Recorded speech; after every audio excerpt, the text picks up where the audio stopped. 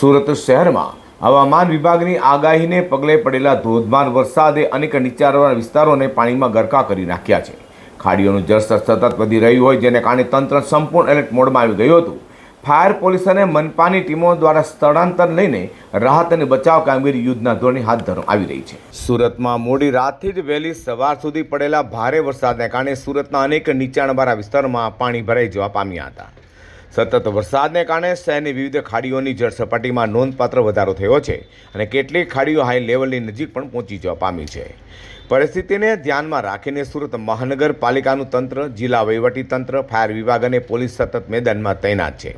અધિકારીઓ દ્વારા અસરગ્રસ્ત વિસ્તારોની સ્થળ મુલાકાત લઈ જ્યાં પાણી ભરાયા છે તે તાત્કાલિક પાણી નિકાલ અને રાહત કામગીરી ઝડપી બનાવવા માટેની સૂચનાઓ પણ આપવામાં આવી રહી છે.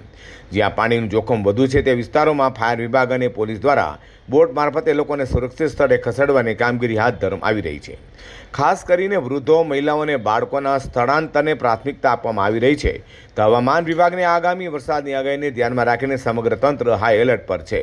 સાથે જ નાગરિકોને અપીલ કરવામાં આવી છે કે અત્યંત જરૂરી કામ સિવાય ઘરની બહાર ન નીકળે, પાણી ભરેલા રસ્તાઓથી દૂર રહે અને તંત્રની સૂચનાઓનું પાલન કરીને સુરક્ષિત રહે.